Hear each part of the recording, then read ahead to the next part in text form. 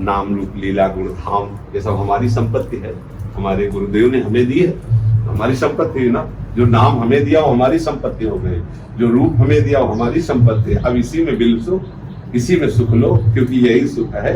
और अगर कहीं अन्य संबंध बना, इसमें साधना में उपासना में ये सावधानी रखनी होती है, इसमें अंधा गूंगा बहरा बनना पड़ता है। अगर हम किसी ऐसे भेषधारी का संग किया जो किसी की निंदा करता है, किसी के दोष वर्णन करता है, तो हमारी साधना में बिल्कुल बिल्कुल बाधा पहुंच जाएगी। इसीलिए ना काहो सो बोली वो, ना कोई व्यवहार, बस अपनी कुंवर किशोरी को जियत निहार निहार।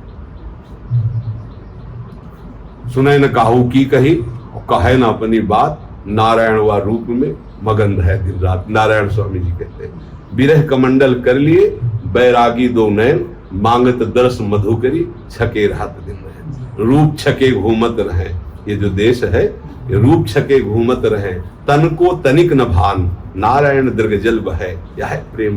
बार बार अपने प्रीतम की रूप माधुरी का चिंतन करके चिल्ला चिल्ला के रो पड़ता है, कभी ब्रजरज में लौटता है, कभी लताओं का आलिंगन करता है। ये यहाँ का आनंद है।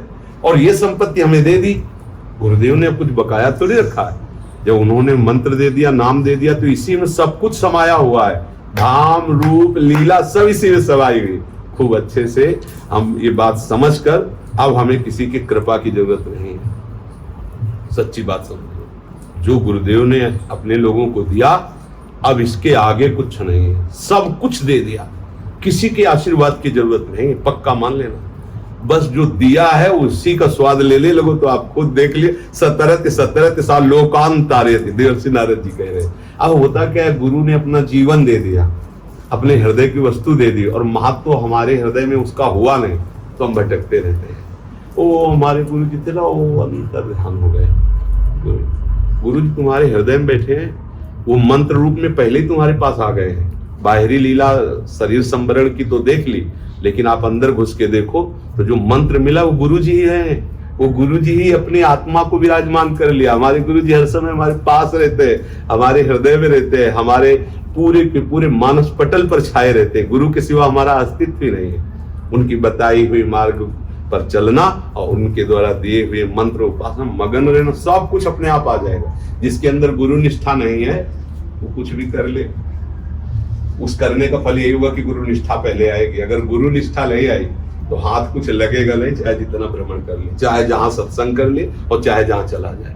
जहां भी अगर कभी अवसर मिले जाने, तो अपनी गुरु निष्ठा से जाए। मेरे गुरुदेव भगवान भी ऐसा संयोग बना रहे हैं, चलो मिल लेते हैं। और हमारी उपासना के अनुकूल जो बात हुई उसे रख लिया, तो कह जय हो, प्रभु की चर्चा है, प्रभु का यश गुण गान है, विविध नाम रूप प्रभु के हैं, पर लेना अपने मन की बात है।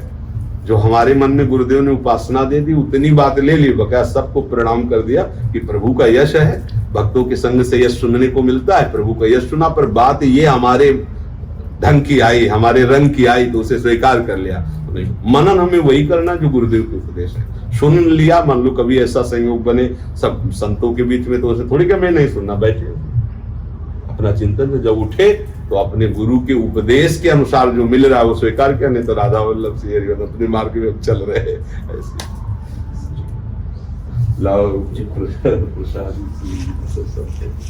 राधा राधा राधा राधा राधा